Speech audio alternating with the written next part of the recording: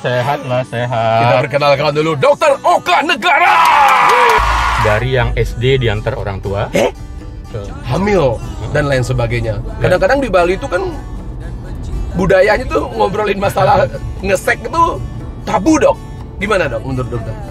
Seks. What will you write on that blank? Apa ditulis di situ? One time, one week. Every day. Sampai orang ngomongin payudaranya. Dan ya Superman, anel muani sube mimpi basah. Nak subuh bisa kalau berhubungan seksual bisa beleng yang perempuan. Kencing nanah tuh bukan sifilis. Banyak orang yang masih berpikir kencing nanah sifilis. Salah, it big no. Ada juga itu, Dok, penanaman pelor di penis. Itu lain lagi. Itu pernah dokter meriksa. Bahaya nggak? Mengeluarin pernah. Saya pernah lo nonton pembuatan film bokep. Onani dan masturbasi itu berbahaya nggak, Dok? Halo, Om Swastiastu.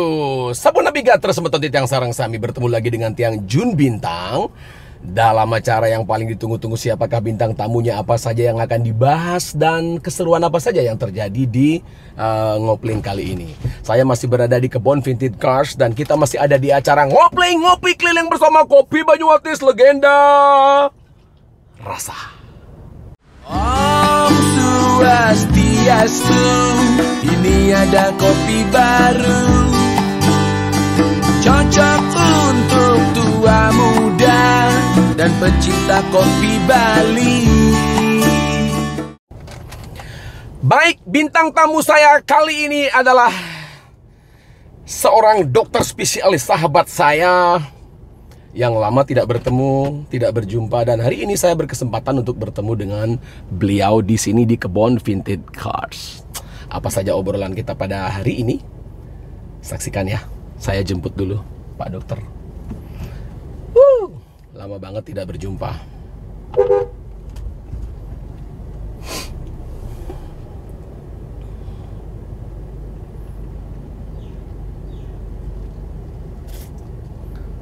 Wah, ini beliau sudah datang.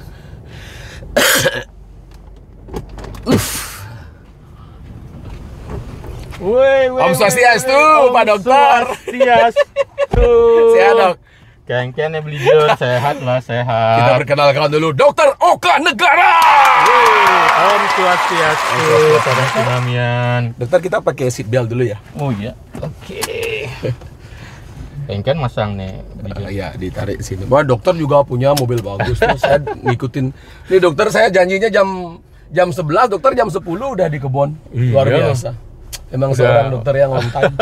Harus on time ya, Dok. On time, tapi Pangkuda Blijon ngajain ya saya. Iya loh. Saya lewat aja. Di cancel 3 kali sama Pak, tapi karena kesibukan. Iya. Pasiennya banyak. Artinya waktu itu cancel bukan karena saya ada bersenang-senang lah gitu ya, karena acara-acara kini ya kita memang harus berikan ke masyarakat gitu ya. Benar. Karena santai, rileks, ngoplingnya juga keren pokoknya. Emang penting dokter mengedukasi. Om Swastiastu, ini ada kopi baru, cocok untuk tua muda dan pecinta kopi Bali. Dokter ngepoin acara saya. Oh, penggemar berat ngopling saya. Dan saya baru berkesempatan untuk mengajak dokter untuk ngobrol ya. Iya. Dokter, Nggih. dokter adalah ahli seks dan Saya di apa namanya? seksologi. Apa namanya ininya, dokter ya? Jadi sebenarnya bidang keminatan saya di seksologi. Seksiologi. Ya. Jadi saya belajar ilmu kedokteran reproduksi, juga ngambil keahlian atau fellow di seksologi. Iya. Jadi setiap hari ya ngomongin 3 huruf itu, Blijon. Ya, S, E, dan X. X dan X. Kemudian apa namanya, dokter? Ya. Pasien-pasiennya dokter sendiri kebanyakan dari anak muda, remaja, orang tua, ada, Dok? Diverse, ya macam-macam. Dari yang SD diantar orang tua. Ya. Sorry, SD, dokter? Bahkan ada yang belum SD juga ada, karena bisa jadi masalahnya bukan masalah seksual tetapi masalah kelamin gitu misalnya. Oke. Jadi dari yang SD gitu ya, atau yang dari mungkin 8 tahun sampai yang 75 tahun juga ada. Jadi pasien saya ada yang misalnya yang 75 tahun itu ya nggak apa-apa ya saya sebutkan Kiai Haji gitu ya, dari Makassar, kebetulan saudara dari seorang pengusaha besar dan pejabat besar di Indonesia, itu datang ke Bali, kemudian kita coba karena ada permasalahan seksual dan hormon, kita terapi, datang ke Bali dan senang gitu ternyata. Habis itu sudah kita coba recovery, malah mau nganten gitu. Kalau yang anak-anak tadi juga yang cukup berkembang selama pandemi ini, banyak yang datang, karena kan tetap datang ke klinik. Sudah sekarang kita tahulah cara batasan mana yang kita proteksi begitu ya. Datang ke klinik itu banyak kasusnya yang mikropenis namanya. Mikropenis itu kelaminnya kecil, orang tuanya worry. Orang tuanya jejah ya, Dok. Ya, ini cowok ya? Cowok. Kelamin dalam hal ini adalah penisnya gitu ya. Atau yang memang yang lebih kecil lagi itu kan sempat kemarin beredar kasus yang hipospadia. Di mana si atlet voli itu ya yang yang dibilang dia kelaminnya kok nggak jelas, ternyata ada lubang kencingnya tidak di ujung dari kelamin, tetapi agak di bawah atau di seputaran itu. Nah, banyak juga setelah kasus itu booming yang ingin memeriksakan, kok anak saya kelaminnya nggak jelas, Dok, dan kemudian pipisnya kok muncrat kemana-mana, ambiar, sehingga dia muncut ngecerit lah gitu dari nggak normal ya mulut kencingnya. Nah, itu sempat juga, tapi kalau udah berkaitan dengan pembedahan kita refer ke teman-teman di urologi namanya ya. Dokter, gitu. saya flashback lagi ke belakang nih. Penting nggak sih pembelajaran seks untuk anak-anak usia dini, Dok? Misalnya yang masih muda, karena dokter bilang sendiri SD udah bermasalah, hamil dan lain sebagainya. Kadang-kadang di Bali itu kan budayanya tuh ngobrolin masalah ngesek itu tabu, Dok. Gimana, Dok, menurut dokter? Bagusnya kalau mau tak koreksi yang di belakang itu ya, Blijon ya. Kalau di Bali tabu, anggap kita ngomong tabu. Di luaran Bali jauh lebih tabu. Kalau di Bali mungkin saya agak sedikit beruntung ya, ketika misalnya mengedukasi di sekolah, udah izin ke kepala sekolah, bikin semacam pameran gitu di aula sekolah, ada kemudian kelompok siswa peduli AIDS-nya mau pameran bagaimana itu kondom, kemudian ada alat kecil serupa penis, dildo dan lain-lain dipakai untuk alat peraga menggunakan kondom. Itu di Bali nggak ada masalah tuh. Jadi ingat waktu itu ada jurnalis dari Bali, ada Bli Adnyana, Bli Wijo, datang itu untuk melihat proses itu, semuanya memuatnya besoknya. Tapi saya ajak teman-teman dari yayasan-yayasan di Jakarta, di Semarang untuk datang. Dok, enggak kenapa ini pameran ngeliatin kondom begini dari masyarakat orang tua di Bali nggak apa-apa tuh. Enggak, kalau di tempat kita ini sekolah bisa dibakar loh, Dok. Artinya resistensi di luaran Bali jauh lebih tabu lah begitu ya. Kalau di Bali mungkin lebih open mind, orang-orang Bali sudah lebih mau menerima karena budaya kita membicarakan tentang kelamin itu sebenarnya di adat kita ada itu. Misalnya lagi kekeringan sawahnya, dulu ada upacara untuk memanggil kesuburan itu dengan alat-alat serupa, dibikin bebantenan upakara, ada yang penis-penisan, ada vagina-vaginaan, diupacarai begitu dan terbuka. Lingga yoni itu kan lambang dari penis dan vagina. Itu malah di semacam dipuji begitu ya. Jadi kalau ngomongin tentang ketabuan di Bali mungkin tidak lebih tabu dibandingkan yang lain.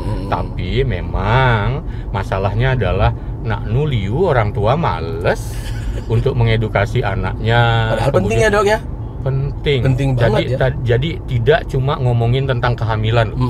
Ya, sekarang kasus yang muncul di saat pandemi, Tawang Blijon, kekerasan seksual, pelecehan seksual pada anak. Ya, artinya begini, ketika pelecehan seksual juga terjadi pada anak-anak, ya memang orang tua harus ngajarin dulu cara supaya si anak tahu bahwa dia dilecehkan atau tidak gitu. Nah, jadi begini jawabannya. Penting pendidikan seks itu di keluarga, orang tua ngasih ke anak-anak. Tidak ada jawaban lain. Jawabannya adalah penting, harus segera. Nah, kemudian pertanyaannya, kapan yang kita, Dok? Masa ngajahin anak-anak SD misalnya pakai kondom, berhubungan seksual. No, itu hanya bagian kecil dari mengajarkan resiko dari hubungan seksual. Jadi maksudnya gini, ngajarin pendidikan seks tidak melulu mengajarkan tentang perilaku seksual. Itu nanti ada batasan usia yang lain. Tetapi kita mengajarkan dulu mengenali anak-anak tentang kelamin, fungsinya, kemudian melindunginya. Dan itu sudah bisa diberikan ketika si anak sanggup berkomunikasi, mengerti ya yang orang tuanya ngajak kemu, ngajak mai, nyuruh ini, apalagi udah bisa menjawab. Sudah bisa mikir ya dok ya? Udah bisa mikir. Dan itu umur 1 tahun, 1,5 tahun bahkan sudah bisa merespon komunikasi itu dengan baik. Karena apa? Jadi contohnya begini, aku menajahin dok pertama, waktu pipis, waktu kencing, buang air kecil, ya ajarin si anak bahwa bagaimana untuk pipis yang benar, didampingi oleh orang tua yang benar-benar mereka adalah pendidikan seks itu diberikan oleh orang-orang terdekat yang sanggup memberikan, berkomunikasi dan dipercaya sanggup melindungi si anak. Siapa man itu? Harusnya orang tua. Jadi orang tua sekarang harus aware, melek, ngeh bahwa mereka lah yang pertama kali harus mendidik. Jangan didiemin, dibiarin. Nah, jadi begitu si anak belum bisa pipis, ajarin pipis. Waktu itu diajarin pipis yang benar sambil dikenal. Ini namanya nah, kalau memang sudah siap boleh menyebutkan ini namanya penis ya, Dek. Nah, atau kalau belum ya boleh pakai bahasa-bahasa yang sekiranya secara main-main masih bisa nanti dirubah lagi. Nah, ini namanya burung, pistol. Ini namanya lolo, nggak apa-apa, Kita ngomongin edukasi, kita mengenalkan sesuatu supaya dia kemudian tahu bedanya kelaminnya dia, yang seperti tampilan ada batang penisnya menonjol, ada buah pelirnya, itu namanya penis, gitu ya. Dengan lawan jenisnya. Beda.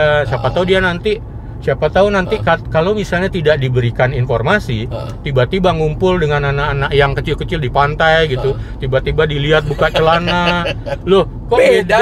Nah, jangan sampai dia langsung berpikir aku beda, berarti aku sakit ya? Nah tiba-tiba dia muncul stres di situ. Nah, itu yang tidak kita harapkan. Jadi pertama kali mengenali kelamin. Karena sebenarnya Blijon ya, seks itu sendiri artinya adalah kelamin. Sex is genital. Kemudian karena kelamin itu ada 2, penis dan vagina, dia dijadikan karakter. Dia dijadikan jenis yang punya penis laki-laki, yang punya vagina perempuan. Jadilah dia identitas. Jadi seks itu tidak melulu hubungan seksual. Nah, coba kena Blijono. Kan pernah dong nulis biodata ya? Bahasa Inggris nih. Seks. Belum, ntar dulu. Name. Jun Bintang. Address Denpasar. Birth of date 1995, napang muda lah gitu. Sex, what will you write on that blank? Apa ditulis di situ? One time, one week. Every day, twice a day, kan nggak gitu. Jadi yang ditulis di situ adalah male or female. Jadi menunjukkan tentang jenis atau identitas dari pemilik kelamin. Jadi sebenarnya seks itu adalah kelamin. Jadi kemudian kalau mengajarin edukasi seks, ya nggak apa-apa. Kita udah ngajarin kelamin, bukan ngajarin hubungan seksual. Nanti ada tahapan berikutnya di saat si anak ini sudah mulai remaja. Dokter, ngomong-ngomong masalah berhubungan seks, remaja-remaja sekarang dengan canggihnya teknologi nih dokter, marum tunangan nih, sudah pingin dia mencoba dengan pacarnya, dan cilakanya kekasihnya nih ngasih sebagai sebagai bukti cinta. Segampang itu dok. Gimana menurut dokter? Wih gila ini. Apakah seks itu pacaran adalah pembuktian dan pelepasan keperawanan? Gimana dokter? Itu dia. Sebenarnya ketika Blijon ngomongin tentang gadget ya, itu memang masalah besar kita. Luar biasa. Ya, karena everything is already there on your gadget, bisa ada apa aja. Yang something nice, something bad, aneh jelek, aneh melah do ini. Nyen kan ngidang nulis apapun di sini. Nah, masalahnya kekuatan kemudian dia menyebarkan itu kalau dia menarik, disampaikan secara menarik, kemudian enak dibaca, kemudian di-share, itu bisa jadi ilmu baru. Padahal belum tentu ya benar, Blijon.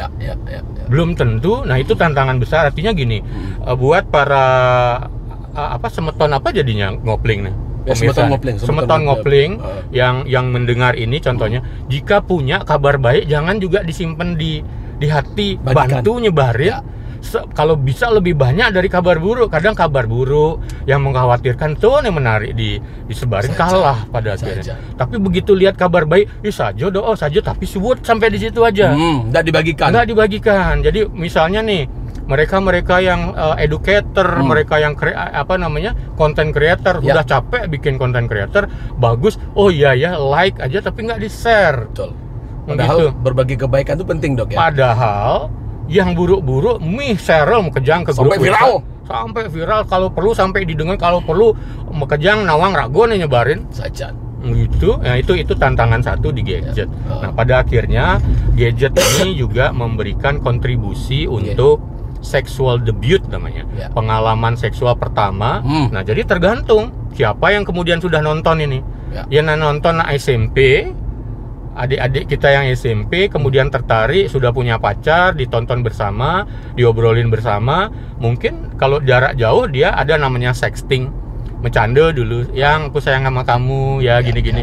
Kamu habis ngapain? Habis mandi. Papa, kan bu papa mama tuh. Ya, bebek apa lagi gitu ya. Videoin dong. Ayah bunda, pap dong kan gitu kan. Papnya ini aku enggak, kan itu nggak kelihatan anduknya katanya pakai turunin. Ya, bisa buka. Singnya males aku. Iya, berarti sing kamu sayang sama aku. Benar. Terus sering dijadiin alasan gitu. Beberapa rekam. Nah, itu dia. Dan kemudian foto itu disebar. Ngomongin foto dulu kan banyak kan foto, baru ada rekaman. Jadi ternyata aktivitas seksual virtual itu juga terjadi pada anak-anak SMP. Ingat kasusnya waktu salah sekolah yang masih sekarang ini jeleknya, ketika ini viral nggak bisa dihapus jejaknya. Betul. Iya, jadi orangnya sudah minta maaf. Jadi dulu Blijon ya, ada kasus remaja SMP di Bali yang oral sex di mobil itu loh, yang sempat ngetop dulu viral. Ya. Sampai orang ngomongin payudaranya, caranya oral sex-nya, dibahas. Itu masih SMP.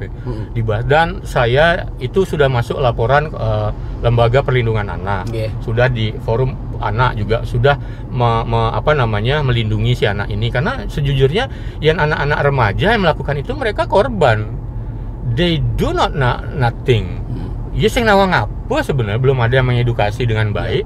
Ya, jadi mereka saling ingin pamer, saling ingin merekam antar pacar, habis itu kan bisa putus. Belum lagi itu tawaran Yensingnya, nanti kamu nggak sayang aku deh. Nah, jadi itu yang akan membuat mereka merekamnya, menyimpannya.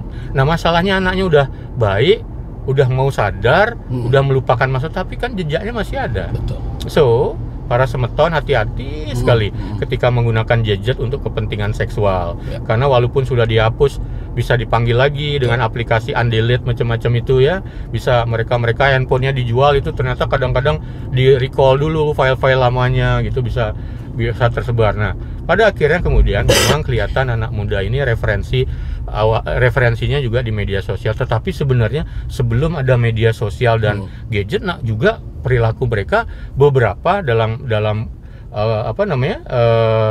persentase lebih sedikit dibandingkan sekarang, memang sudah juga melakukan hubungan seksual, karena informasi seksual ini selalu enak dibahas. Jadi misalnya anak SD udah ada yang mens, itu teman-temannya udah ngomongin, wih udah keluar darah ya. Ada sebagian yang bilang pasti betahan kene, betul. Nah, itu mitos itu, padahal itu cuma menstruasi. Belum lagi SMP juga udah terpapar hal pornografi. Jujur aja Blijon ya, saya waktu ini juga membuat saya jadi mikir, ini jangan ketertarikan saya di bidang seksologi gitu. Waktu SMP saya udah punya geng. Punya geng sebenarnya awalnya untuk belajar. Di depan sekolah. Sekolah saya di SMP 1, Ampura Niki yang alumni SMP 1, kita ngomong fakta aja. Gengnya cowok semua? Gengnya kebetulan cowok semua. Jadi itu ngumpulnya di Jalan Durian. Jalan Durian. Halo geng Durian. Masih dong? Masih sampai sekarang. Geng Durian, di situ ngumpulnya tadinya belajar, tapi karena lokasinya dekat sekolah, mulai ada timpal-timpal anelen mampirnya nggak cuma belajar, dilihat ada kebetulan yang punya rumah punya video laser, bukan laser, Betamax sama VHS zaman itu. Ada yang ngasih ada yang ngasih video, ada yang ngasih video, ada jadinya markas itu video disimpan di situ dulu. Nah, jadilah kita sudah mulai mengakses pornografi itu. Oke. Tapi pada zaman itu sih mungkin masih ya diketawa-ketawain aja gitu ya, ketawa-ketawa. Tapi nggak tahu kalau teman-teman yang lain apa terstimulus atau tidak gitu. Ya, Artinya apa? Tiang mau bilang bahwa dari zaman dulu pun akses pornografi itu sudah ada begitu. Jadi itu bisa menstimulus si anak muda, si remaja. Jadi bagaimana membuat si remaja yang sudah puber, yang sudah mens, sudah pada mimpi basah, mereka sanggup mengelola dorongan seksualnya. Karena apa? Yen yo subuh men, anel muani subuh mimpi basah, nak subuh bisa kalau berhubungan seksual bisa beleng yang perempuan. Yang laki sudah mimpi basah berarti sudah bisa menghamili. Yang perempuan sudah mens sudah bisa dihamili. Itu ciri-ciri. Masalahnya apakah sudah sanggup hamil, sudah siap hamil? Tusing. Itu Makanya, masalahnya. betul. Makanya sekarang bentuk pendidikan seksual komprehensif untuk umur yang seumuran segini adalah mengenali mereka sudah paham nggak resikonya. Penelitian sudah menyebutkan bahwa remaja SMP nak benawang kalau pacaran berlanjut hubungan seksual bisa hamil, benawang di otaknya. Tapi apakah sikap dan perilakunya saat kejadian misalnya berduaan berpacaran ada yang ngajakin kissing, apakah akan berlanjut atau stop sampai di situ? Itu yang harus diajarkan. Banyak orang yang nggak tahu hamil ya bisa cene hamil. Mana yang SMP hamil ya?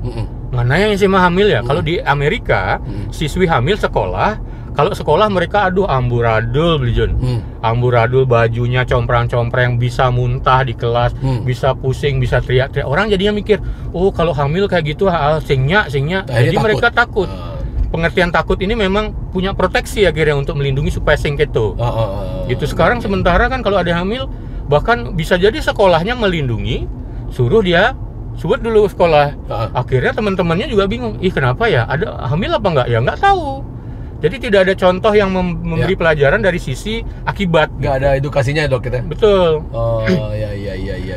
Ini kemarin sebelum pandemi. Ya. Ada siswa 16 tahun datang ke klinik, datang ke tempat saya. Wih, happy. 16 berarti SMA kelas 1 dia. SMA ya. SMA kelas 1 waktu itu ngakunya SMA kelas 1. Di salah satu sekolah swasta di Bilangan Kute. Ya. Sekolahnya kejuruan. Saya bilang aja gitu. Saya dengan Nanu Biru kayaknya udah pernah. Kalau sama Blijon kan keliling Banjar ya. Ya. Wih, keren pokoknya kalau acara udah keliling Banjar tuh. Kita mengedukasi sambil bernyanyi. Nah, si anak SMA ini datang dengan santai loh. Dok, aku kena sipilis nih, Dok. Kencingku bernanah, Dok. Ini cowok nih? Cowok. Kencingku bernanah, Dok.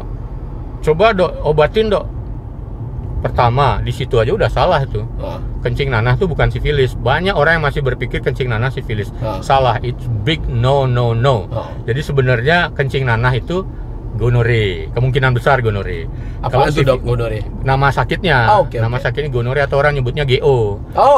Kalau si sifilis ini kelaminnya nggak kencing nanah, kelaminnya itu luka dia. Jadi nggak ada masalah di kencingnya, tapi ada luka di kelamin. Kadang-kadang dibiarin. Nah, artinya si anak ini datang dengan infeksi menular seksual.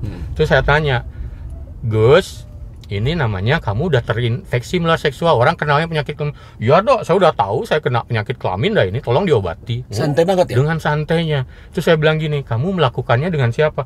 Ini udah dok, pasti pacar saya yang nularin dok. Loh, kok bisa ngomong iya pacar saya kan udah pernah berhubungan dengan teman-teman saya, mantan-mantannya.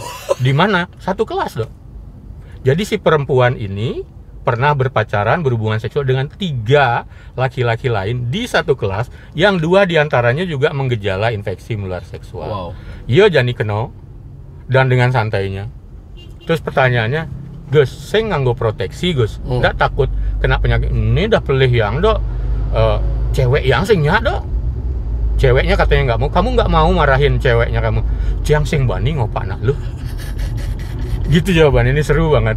Habis itu, nah sekarang gini, kamu bisa kita sembuhkan. Yuk cek lab juga untuk memastikan, nggak apa-apa. Ya kita sembuhkan. Mudah-mudahan nggak ada yang lain-lain. HIV juga kan berpotensi di sini Gus. Saya bilang gitu kan. Saya periksain HIV-nya ternyata enggak. Terus saya tanya, kalau gitu, kalau kamu masih berpacaran sama pacarnya, nah sebut kene singnya yang bin ngelanjutin gitu. Tapi pada waktu kontrol yang berikutnya ternyata belum diputusin pacarnya. Masih, tapi dia belum berani berhubungan. Sampai ditanya sama pacarnya kenapa nggak mau berhubungan lagi. Pacarnya nih yang ngebet terus ngajak berhubungan.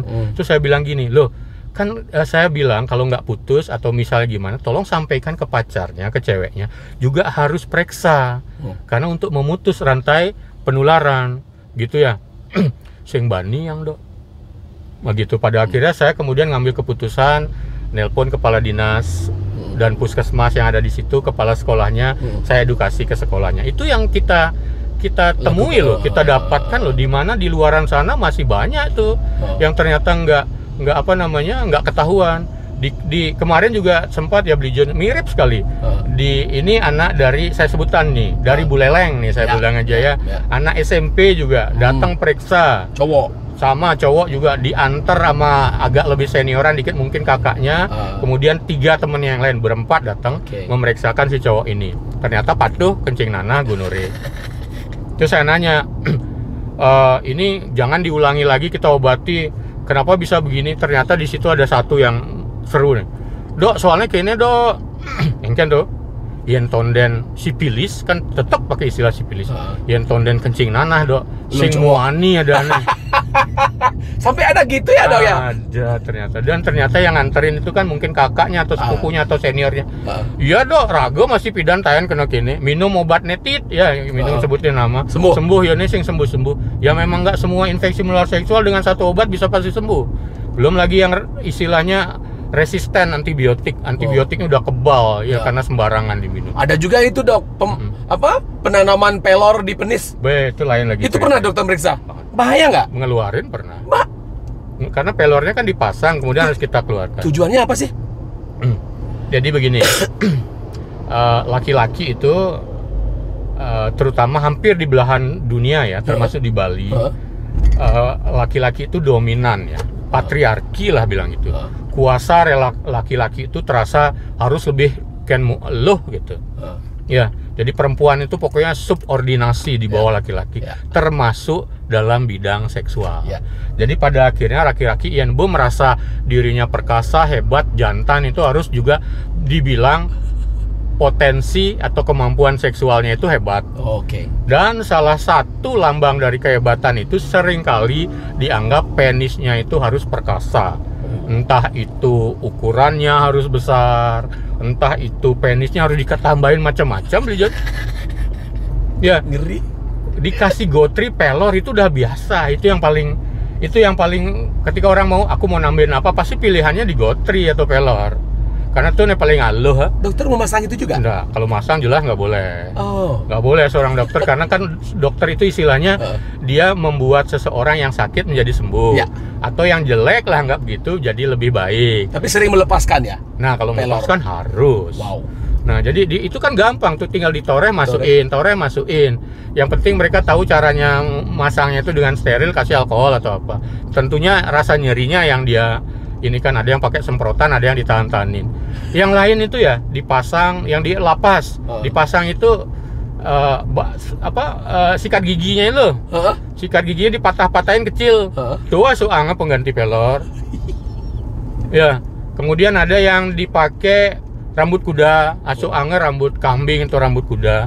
Alasannya apa? Yaitu supaya si perempuannya mungkin kalau diajak berhubungan bisa geli, bisa merintih, bisa dia untuk keenakan. Artinya kan mereka kurang percaya diri, dok. Exactly. Betul, 100%. Makanya kita mengenal Indonesia itu salah satu, ini perlu penelitian yang lebih banyak lagi. Ini baru referensi asumsi beberapa ahli. Indonesia diduga adalah salah satu negara di mana laki-lakinya memiliki sindrom yang namanya small penis syndrome.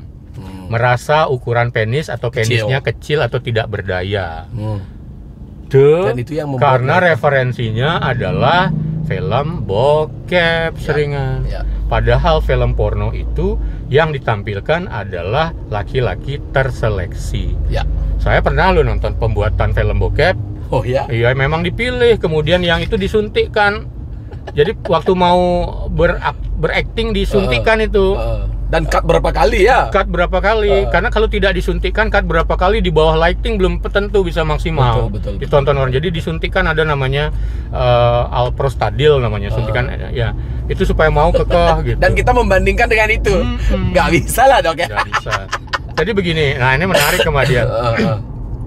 Anak muda pun sudah misalnya nih, Yen ngalih anak muda suka gadget browsing Ya.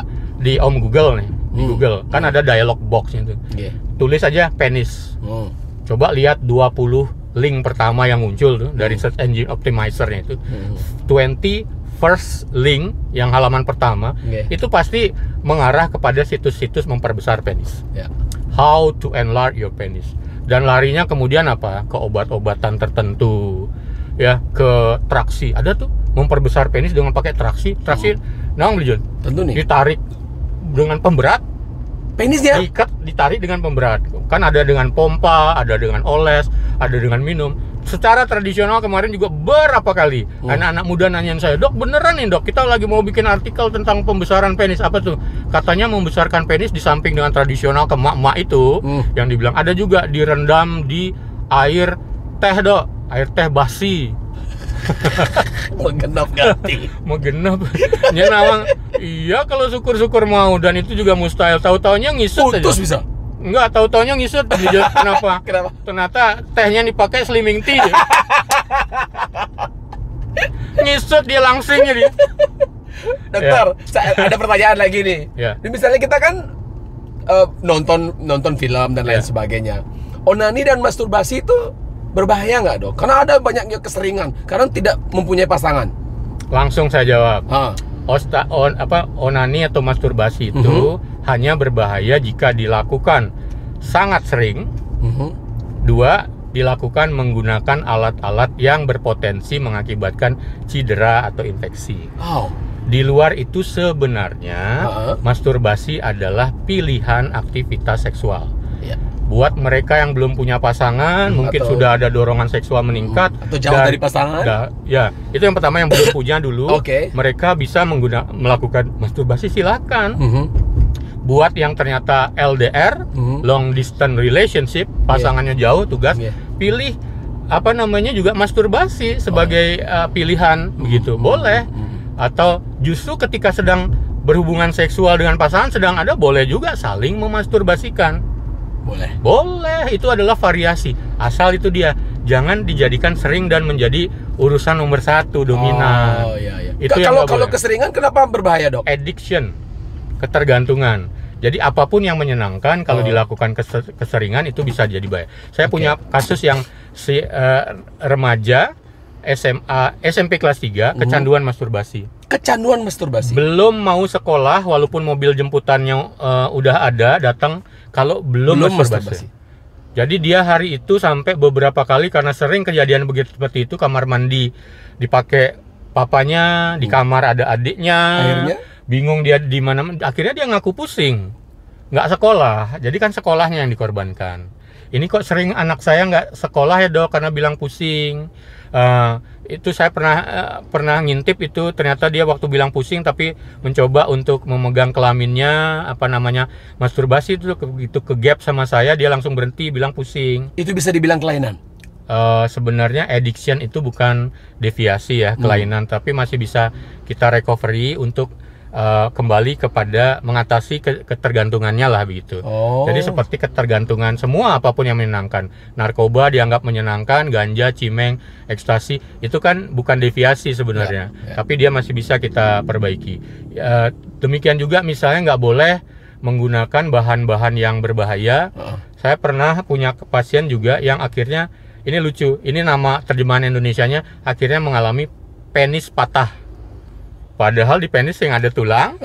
Kenapa bisa patah ya? Jadi pengertian penis patah di dunia kedokteran atau penile fracture itu ketika jaringan ikat penyangganya itu ada yang putus, ada yang cedera. Jadinya karena cedera ini kan kayak karet jadinya ya. Satu karetnya lepas kan berarti yang satu menarik, jadi dia bengkok. Penyebabnya dok? Nah penyebabnya adalah masturbasinya itu pakai celah kursi itu, jadi celah kursi kayu, ada kayu itu dipakein tuh.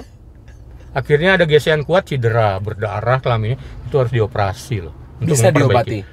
Harus dioperasi, microsurgery, operasi yang sangat kecil, karena perlu jaringannya diperbaiki, fungsi sarafnya diperbaiki supaya fungsi seksual kembali normal. Ngeri ya dok ya. Bentar sambil ngopi kita ya. Ini ngobrolin masalah. Senang sekali saya tipe kopi yang ini. Mertua saya dari sini juga. Dari Banyuatis ya. Iya. Tapi kopi mempengaruhi seks nggak dok? Nah, Karena sekarang kopi itu ibarat olahraga. gimana tuh? Ada dosisnya. Kalau dia misalnya mau kita anggap berpotensi nggak untuk tetap sehat dan membantu kebugaran seksual. Yeah. Jadi selama dia masih terukur, ya mungkin kalau 1 cup atau 1 gelas gini, 1 hari maksimum 2 hari masih bisa diterima. Bahkan kandungan kafein itu kan juga stimulan ya. Yeah. Stimulan dia juga bisa membangkitkan sifatnya hal-hal yang berkaitan dengan psikomedik, baik itu psikisnya maupun mungkin ada kelemahan pembuluh darahnya saat itu bisa terbantu. Gitu. Tapi kalau sudah sangat berlebihan, sama dengan alkohol, pada akhirnya dia malah akan merusak pembuluh darah. Jadi nggak boleh banyak-banyak. Gitu. Ya. Artinya kalau nggak begitu banyak nggak ngaruh ya, Dok? Kalau segini Biasa aja sih nggak apa-apa. Bahkan artinya kalau mau berpotensi untuk kebugaran, mungkin 1 ini cukup setiap hari. Ya. Dokter kesehariannya ngopi. Saya bukan seorang coffee drinker, tetapi ketika ada pertemuan, ada apa, saya memang memilih kopi. Ya, kalau gantian lah kopi atau teh ya. Ya. Oke. Udah bisa nih? Belum. Belum. Kita Oke. tos dulu, Dok. Tos dulu. Makin seru, makin di otak saya makin banyak ada pertanyaan-pertanyaan. Ini udah dari tahun 60 ya? Ternyata udah Luar lama biasa ya. sekali. Kopi legend. Legend. Oke. Dokter sering ke Banyuatis juga? Berapa kali pandemi agak jarang ya. Padahal di sana sebelum Banyuatis itu kan apa namanya? Munduk, view-nya, tempat-tempatnya luar biasa. Saya dan istri berencana memang harus ke sana, Dok. ke Munduk ya, sama habis itu ke daerah. Nggak ada AC di sana. Bukan Karena dingin. Dokter, cluenya adalah ngopi keliling. Saya bersama Dokter Oka Negara. Ngopi keliling. Akhirnya yang kita tunggu-tunggu. Enak, Dok? Wow. Mak News ya. Saya punya 1 box untuk dokter di belakang untuk praktek. Very good. Enak, Dok ya? Ya. Dokter, Pas ini buat saya. pas ya? Ya. 1 box buat dokter. Ada dupa Haji Serongking juga. Oke. Dokter, menjilat alat kelamin berbahaya nggak? Karena kan banyak tuh orang melakukan sebelum berhubungan. Ya. Terutama yang suami istri. Yang enggak juga banyak ya? Justru anak muda zaman sekarang first debutnya, tampilan pertamanya dia ketika berhubungan seksual ternyata tidak cuma penetrasi, tetapi juga memanfaatkan area penggunaan mulut dan bibirnya untuk mengeksplorasi semuanya. Kayak kewajiban gitu ya? Bukan kewajiban sebenarnya, lebih kepada tantangan mencoba hal baru. Biasanya kan kalangan kita sambil jalan dong ya. Anak muda itu kan 2 karakter utamanya ya, Jun ya. 1, ingin tahu. 2, coba-coba. Ya. Ketika dia berhubungan seksual, bagi anak muda itu seringkali yang penetrasi itu udah biasa itu. Yang sementara ini balik lagi sebenarnya ke rekomendasi dan referensi. Mereka udah kadung nonton tayangan yang memang isinya adegan oral seks. Adegan yang ciuman berat, kemudian menghisap payudara gitu misalnya. Di samping memang penetrasi. Pada akhirnya pada waktu pertama ketika menyenangkan, kan ngitung-ngitung ini dari obrolan para anak muda juga ya. Dok, pertama kali yang berlangsung, maaf ya saya sebut aja. Dok, pertama kali yang berlangsung jilmek, Dok, gitu. Yang belum tahu cari sendiri artinya. Oke. Ya. Oh gitu, kenapa? Ya kepingin tahu aja soalnya pokoknya pang sepalan, cepoan di pertama pang nawang. Nah, some testimonial bilang begitu. Tapi memang ada beberapa yang masih ragu-ragu, masih kasihan sama pasangannya, masih yang kemudian lihat pasangannya menikmati atau tidak. Ya, itu yang terjadi. Tapi memang ini sebenarnya adalah obrolan yang sesungguhnya harusnya dipahami oleh remaja bahwa tidak cuma rasa menyenangkan yang muncul di sana. It is not about kissing. Karena ketika kissing lanjut ke necking, lanjut licking, lanjut petting sambil nungging, jadi beling. Parates paling jak ngeling. Karena apa? Ketika remaja mereka akhirnya senang-senang, kemudian ada resiko sama dengan si tadi yang berbicara itu si yang ke klinik itu. Saya tanya kan, loh kok udah berhubungan seksual bakal tahu nggak begini, bakal kena penyakit kelamin. Sebenarnya tahu dok, tapi bekadung dok, bekadung jalan, bekadung seneng lupa gitu. Itu pertama. Yang kedua nih, tahu nggak bisa beresiko hamil? Tahu sih dok, pakai kondom nggak pakai. Pacar saya nggak mau pakai. Nah gitu ya. Nah misalnya pacarnya hamil, beling tunangan, kan tanggung jawab lah gitu. Oh tanggung jawab, menawa aja nih Gus, SMA kelas 1, apa kayak bentuk tanggung jawabnya? Sajo dok. Nah, sing ngidang jawab, gitu loh.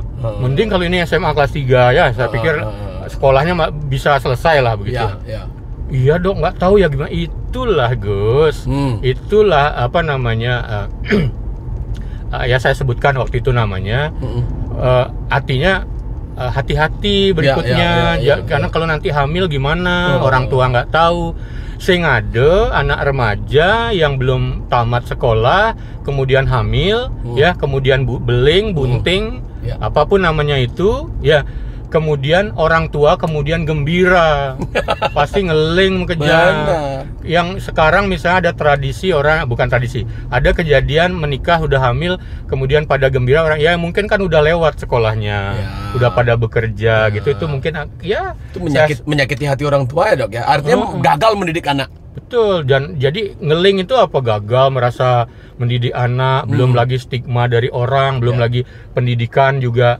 Ini belum lagi pikirannya habis itu kan apa, anak usia sekolah hamil apa pikirannya orang tua.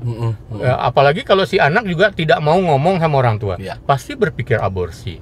Betul. Yen bah aborsi sing teke malunan ke dokter, yen nakona ngelujak timpal nih, browsing di internet, jual obat aborsi, bayar online, ambil itu ke apa toko obat tuh di Gajah Mada, di situ diambil kemudian minum. Bisa nggak kemudian tahu bahwa itu aman? Dokter. Bisa terjadi perdarahan itu. Sebelum lanjut, apakah aborsi adalah perbuatan salah? Artinya bisa dituntut kasus hukum? Aborsi itu adalah pilihan dulu, itu pertama ya. Ada yang melanjutkan kehamilannya, ada yang kemudian pilihan sebagai bentuk aborsi. Aborsi adalah penghentian kehamilan gitu ya. Baik yang dia nggak sengaja namanya abortus sendiri, keguguran, atau yang memang digugurkan disengaja, entah itu minum obat, entah itu tindakan. Nah sekarang ada dia syaratnya yang diperbolehkan secara hukum saat ini. Yang diperbolehkan adalah jika mengancam jiwa yang hamil. Nah jadi yang punya kasus kan pernah SD hamil, itu mengancam jiwa dia kalau dilanjutkan kehamilan. Dokter psikiater Objin kemudian menentukan silakan ini diselesaikan kehamilannya, jangan dilanjutkan boleh. Atau karena misalnya punya penyakit tertentu, jantung berat saat itu misalnya, kalau nanti diteruskan kehamilannya malah si ibu yang menjadi korban, boleh.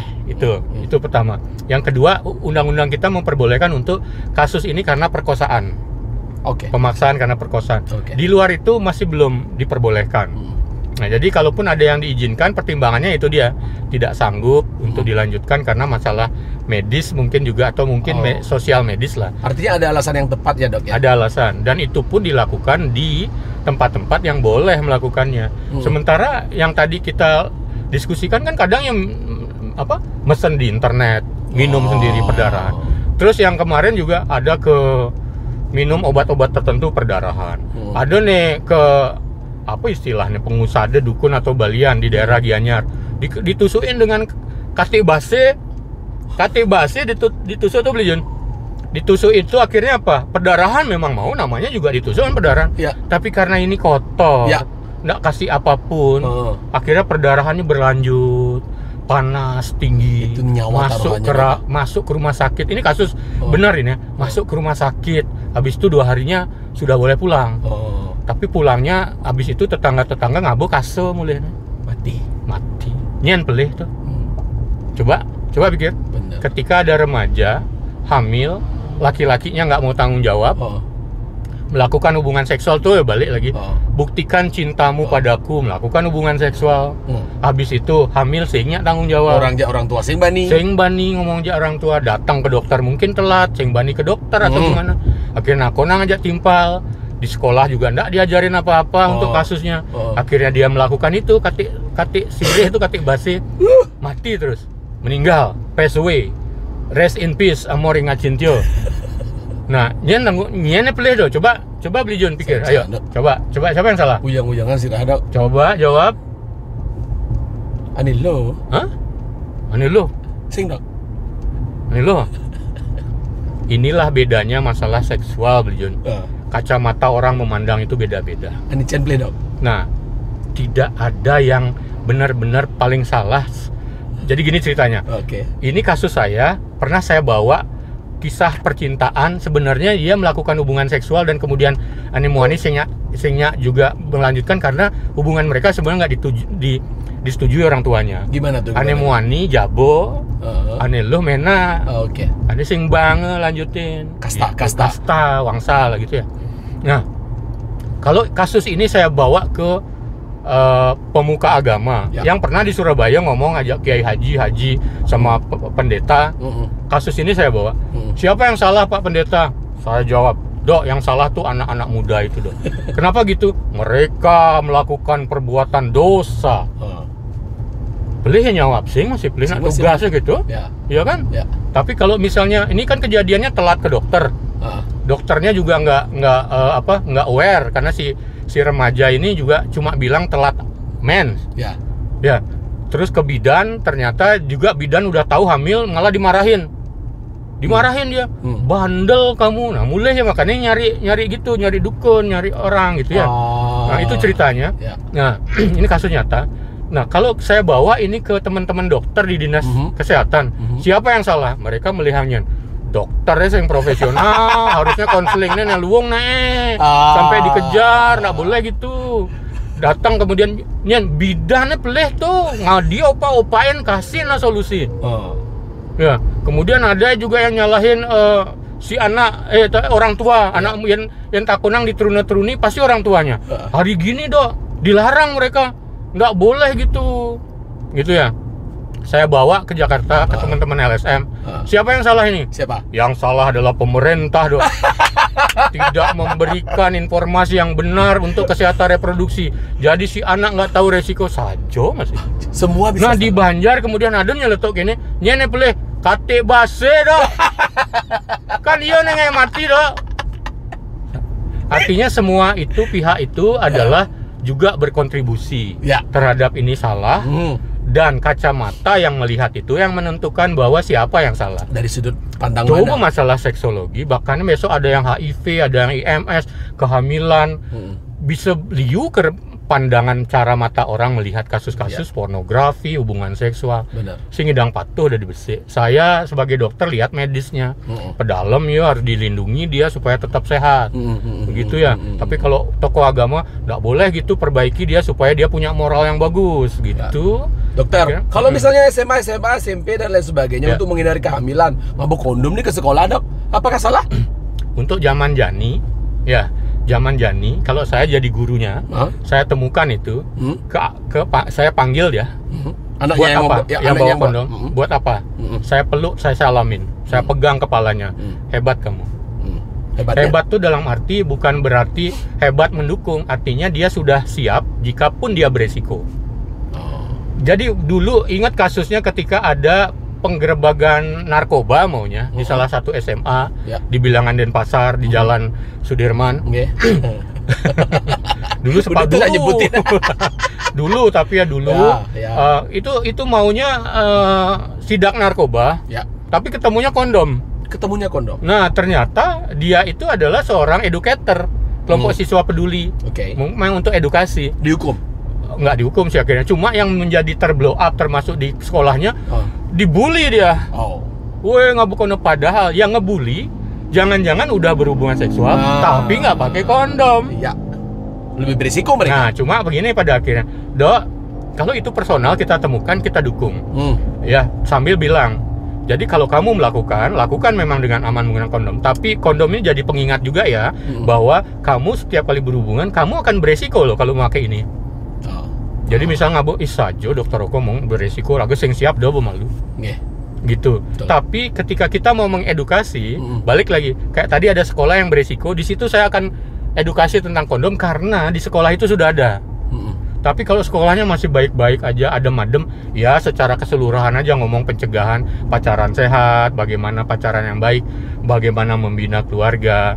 Kalau ada yang nanti misalnya membutuhkan informasi lebih lanjut tentang infeksi menular seksual, cara mencegahnya, ini cara mencegahnya, tetap tuh nggak langsung kondom, tapi ada abstinen, jangan dulu berhubungan, abstinen.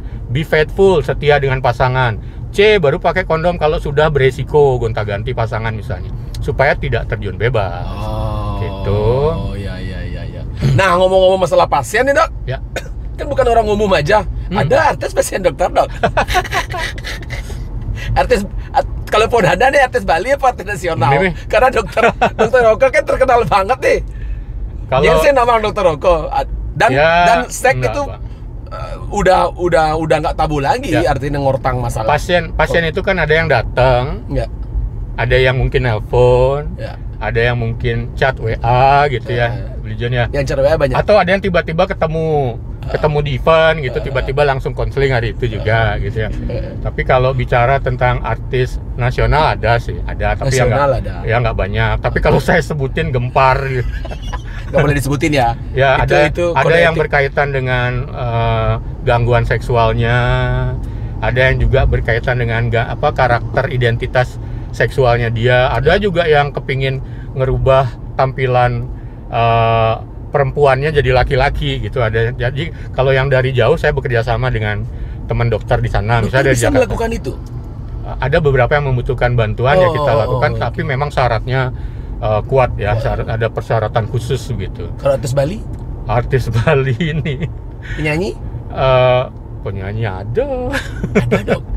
penyanyi ada, nih sering tampil di TV juga walaupun tidak menyanyi ya, apalah seliweran di TV ada, pejabat masih ada, pejabat ada loh sampai yang minta bawa selingkuhannya, minta dibersihkan, maksudnya bisa diselesaikan, dan ya kita nggak bisa tolong karena tidak membawa identitas yang bisa dipertanggungjawabkan kan gitu ya.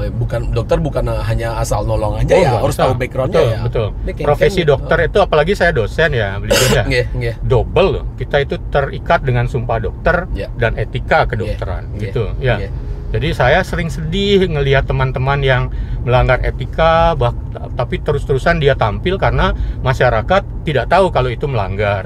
Contohnya misalnya promosikan diri dengan obat gitu misalnya. Iya. Saya adalah dokter ini punya obat ini obatnya bagus, nggak boleh. Tapi ternyata ada yang begitu. Ada, Dok? Ada. Dokter Ya. menegur enggak lah ya? Saya kalau itu di Denpasar kita tegur karena Ya. saya kebetulan pengurus untuk Ikatan Dokter di Denpasar. Tapi Oh. kalau di nasional ya kita laporkan ke pengurus nasional. Oh. Silakan pengurus nasional yang menegurnya. Gitu. Nggih. Gitu. Dokter, satu lagi untuk anak-anak muda di Bali nih Ya. khususnya. Karena banyaknya kita 2 tahun lebih nih, Dok. Ya.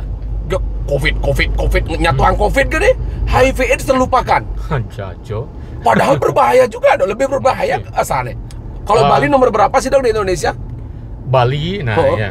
ya pandemi ini memang bikin males sebenarnya jadinya, Oh. bikin capek, bikin lelah. Ini gara-gara pandemi pasien HIV nggak bisa tertangani dengan lebih baik sebenarnya, bukannya buruk ya. Harusnya kita bisa, artinya gini, ketemu pasien HIV mau minum obat atau ketemu kan bisa sambil pelukan, bisa pegang-pegang Betul. badannya. Kadang-kadang sentuhan fisik itu Penting ya? sangat penting karena memang ada bahan-bahan kimia di tubuh yang bisa terbangkitkan saat ada sentuhan gitu ya. Oke. Ada rasa nyaman, itu yang tidak bisa kita lakukan. Nah, jadi begini, Bali tahun 87 itu memang nomor 1 medali emas kita ngomongin HIV di Indonesia. Maksudnya dalam hal positif tuh? Dalam hal nomor 1 kasusnya. Di Ya, Bali, Dok? Bali, karena kasus pertama kan di Bali, jadi otomatis langsung dapat medali emas tanpa ada kompetitor gitu ya. Nah, tahun-tahun berikutnya tetap masuk 1, 2, 3 dengan Jakarta, Papua. Yeah. Tapi sekarang udah terlempar dari 5 besar. Ya, Blijon ya. Yeah. Jadi masih Jakarta, Papua, Jawa Barat, Jawa Timur. Ya, kita terlempar dari 5 besar. Kalaupun naik sedikit ya ke 5 besar, artinya udah nggak lagi nomor 1, 2, 3. Itu bisa kita anggap ada keberhasilan lah Ya. di Bali. Tetapi kasusnya masih tetap ada. Dan ini yang perlu benar-benar kita perhatikan. Nggih. Karena ragonya nak ngelah target nih Blijon. 2030 kita harus bereskan sudah HIV-nya semua. Karena apa? Tadi kalau dibilang berbahaya, saya koreksi ya. Berbahaya itu adalah zaman dulu. Karena belum ada ARV namanya, obat yang bisa diminum untuk memperbaiki kualitas. Saat ini ketika seseorang beresiko, kemudian kita ajak secara sukarela dan dia mau untuk tes, hasilnya kemudian HIV-nya positif gitu misalnya, langsung ke bank ARV. Dengan minum ARV itu seperti statusnya seperti diabetes, jantung, kencing manis, yang mereka juga pada minum obat. Yensing minum obat, bien yendo, biennya jelek kondisinya imunitasnya.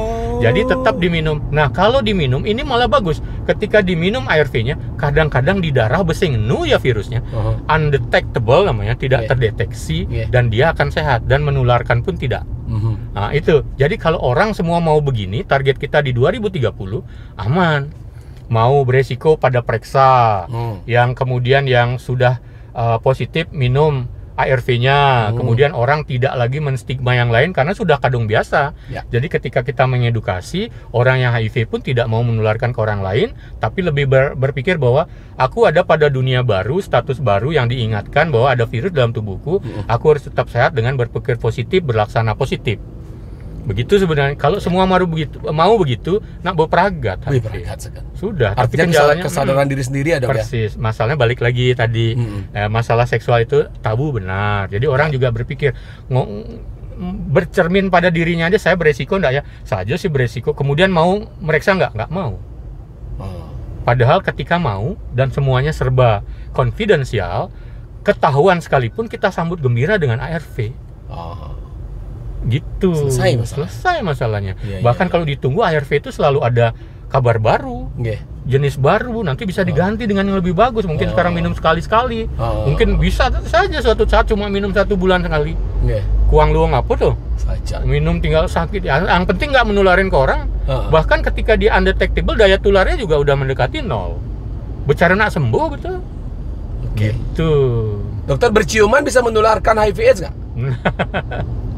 Ya, saya pernah menegur stasiun TV ini di hari AIDS di acara bukan gitu ya, yang pembawa acaranya sekarang sedang perlu dukungan karena sedang sakit. Waktu itu mengundang seorang dokter yang populer di hari AIDS 1 Desember.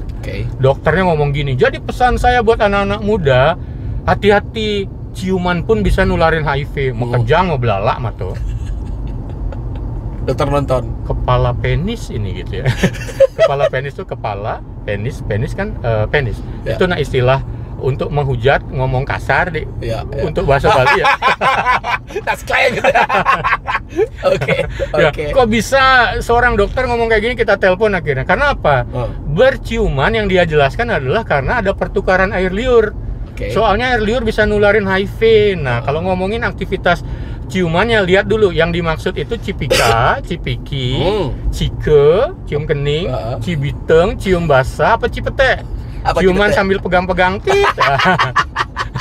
Liu saja nih istilahnya. Jadi maksudnya gini, kalau ciumannya adalah kemudian cium basah pun, kemudian ada pertukaran air liur, virus HIV tidak ada konsentrasi yang bisa menularkan di air liur. Jadi aman sebenarnya ciuman itu. Ciuman tidak memiliki peluang untuk menularkan HIV loh ya. Kalau ngomongin HIV. Kecuali ada satu gaya ciuman yang bisa nularin HIV. Apa itu? Dracula kiss. Ciumannya sambil gigit-gigitan berdarah-darah.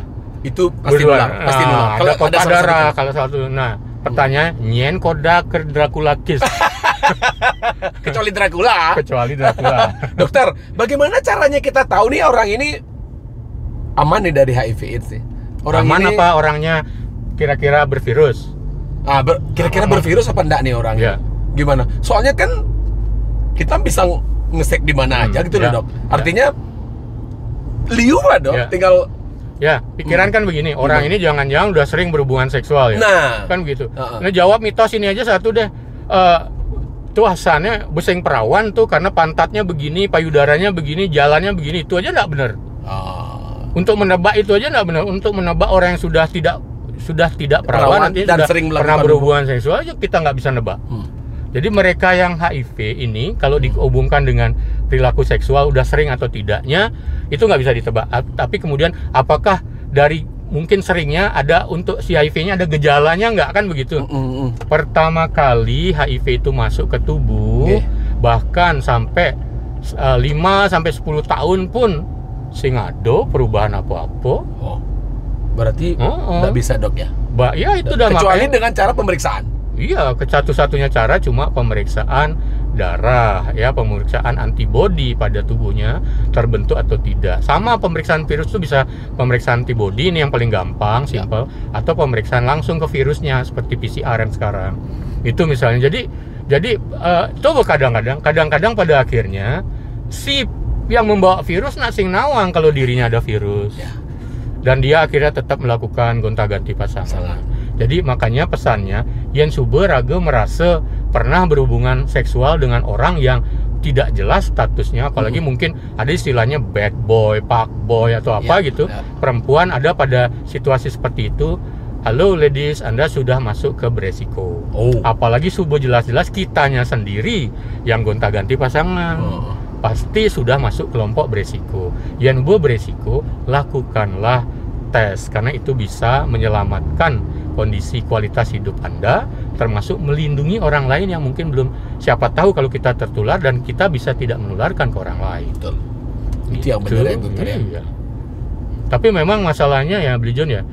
Contoh misalnya, saya juga lama menjadi tim di sebuah laboratorium besar di Bali, ikut misalnya melakukan edukasi, mengajak karyawan-karyawan tertentu untuk check up kesehatan. Jadi misalnya check up kesehatan ke karyawan ada 120, semuanya udah dibayar nih sama karyawan, sama perusahaan. Anehnya periksa bisa 80. Itu karena? Padahal gratis, ya takut mesuntik, takut ketahuan penyakitnya, takut ketara, itu yang paling gede. Gitu. Yang berketara ngani beh, padahal sebenarnya yang berketara khusus untuk HIV Anda akan selamat. Gitu. Dokter, saya yakin setelah ngopling ini tayang, banyak yang mulai bertanya. Misalnya, boleh nggak mereka via DM, via WhatsApp? Nanti mereka pasti mencari tahu nih, Dok. Bertakon aja dokter negara nih. Pasti ada aja pertanyaan-pertanyaan yang belum saya tanyakan dan mereka masih nyangkut nih. Masalah. Itu dokter bisa jawab nggak? Stimulus semua ini kan. Bisa dijawab nggak? Boleh nggak gitu ya? Boleh nggak? Boleh. Tidak boleh. Kenapa begitu? Tidak boleh ragu-ragu. Karena bagi saya menyediakan ruang untuk edukasi. Betul banget. Ya nek mekejang ke bank, ke dalam banyak orang akan menjadi korban jika kita beresiko. Tapi mohon maaf jika misalnya kalau misalnya mau DM, mau WA, mau ke Messenger gitu. Karena saya aktif di semua platform sosmed yang biasa ya, bukan yang aneh-aneh, pokoknya yang biasa. Itu ada, silahkan DM, tapi Kang Guang kalau belum bisa saya jawab, misalnya karena sekarang kan lagi ngopling, pasti ada DM masih, mau yang Jepang baru kejawab gitu. Oke. Dan lebih bagus datang langsung ke tempat praktek dokter Roka. Boleh ya. Saya praktek di Sudirman Medical Center, di depannya Fakultas Ekonomi. Jam piro dokter? Dengan perjanjian. Oke ya, teman-teman datang ke sana ya. Kalau Anda bermasalah, jangan takut-takut dan malu-malu untuk bertanya, karena yang terus depan tambah parah nih, Dok. Tidak cuma parah buat dirinya, tapi parah buat keluarga dan orang lain yang mungkin ada dekat dengan dia. Dengerin. Iya. Kalau merasa kamu takut, beresiko dan belum siap, pakai kondom. Ya. Jadi intinya adalah ketika kita mau terjun bebas, ya kita harus pandai berenang. Dan artinya begini, ketika kita ingin melakukan sesuatu yang beresiko, kita harus tahu cara mencegah resikonya. Ya, ketika kita tahu bahwa hubungan seksual bisa mengakibatkan kehamilan, bisa mengakibatkan infeksi menular seksual, dan sumber tawang yang kan caranya mencegah, lakukan pencegahan itu, jangan malu-malu. Ya jangan sampai untuk beli kondom aja takut ke apotek. Bahkan kalaupun ke apotek, selalu helm. Malu dia, Dok. Kenapa malu ya? Ya itu karena disangka, pasti mau dipakai berhubungan. Padahal ketika kita berpikir dipakai untuk berhubungan, itu artinya orang ini bertanggung jawab dengan dirinya dan orang lain. Itu malah keren. Misalnya malah bisa godain yang penjaga di apoteknya. Saya gini ya dengan pasangan saya keren, saya melindungi dia, Mbak, gitu. Gitu bisa balesin lagi, malah kelihatan keren. Wah, cool. Untungnya sekarang ada masker ya. Iya. Sing tawanyen beli kondom marah. Mudah ben beli ya. Dokter, kondom itu ada bermacam-macam. Macam-macam. Kondom yang bagus tuh yang gimana sih? Jadi kondom yang bagus itu adalah kondom yang tidak expired, kondom yang dicoba cukup pas di ukuran. Gimana caranya nyoba? Orang masih baru? Enggak, maksudnya kan sebelumnya Ada dulu ya? ada lah. Jadi kalau mau beli ya sisakan satu untuk dipakai dulu pertama gitu ya. Atau kan udah biasa beli kondom yang ini cocok gitu ya. Yang paling penting itu tidak expired, kemudian benar cara make dan nyimpennya. Jangan di tempat panas, jangan di dompet, baru dikeluarin ternyata udah robek. Jangan juga ini teman-teman yang kampanye kondom sempat saya marahin, kondomnya bisa digunakan, pada waktu dia dibagikan itu kondomnya dijepret di kertas.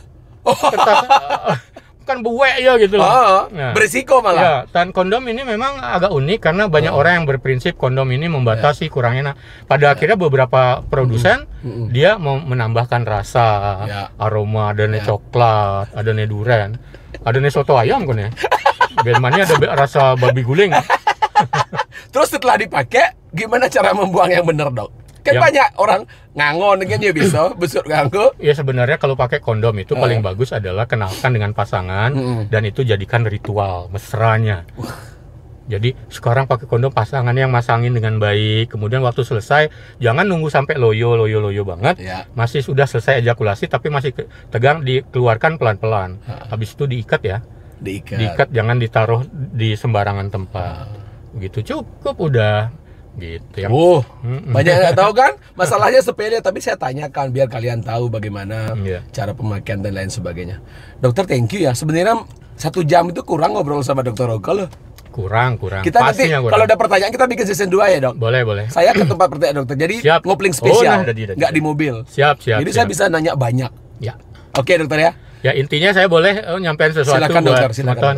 Intinya begini, apa yang kita sampaikan hari ini sebenarnya adalah edukasi. Tapi saya salut sama Blijon ini, caranya mengemas itu dengan sangat menyenangkan. Sing merasa dah Den. Dan semua kelihatan tuh banyak sekali udah dapet tuh. Iya, semua dapat. Dan intinya ini adalah edukasi dan saya ingin menyampaikan satu quote yang saya senangi begini. Seseorang itu baru bernilai sebagai manusia bukan dari apa yang dia miliki, apa yang dia dapatkan, bukan dari gelarnya yang mentereng banyak, bukan dari jabatan yang tinggi, bukan dari harta yang berlimpah, tetapi seseorang baru berarti sebagai manusia dari apa yang sudah sanggup dibagikan dan diberikan buat orang lain, termasuk informasi-informasi yang bermanfaat seperti ini. Luar biasa. Terima kasih. Saya juga punya quote untuk dokter dan teman-teman. Tetaplah berbuat kebaikan hingga kejahatan lelah mengikutimu. Siap. Bagikan kebaikan untuk semua orang. Dokter Oka Negara, ngopling. Kita habiskan. Ngopi Ngopi keliling. Sukses semua dokter.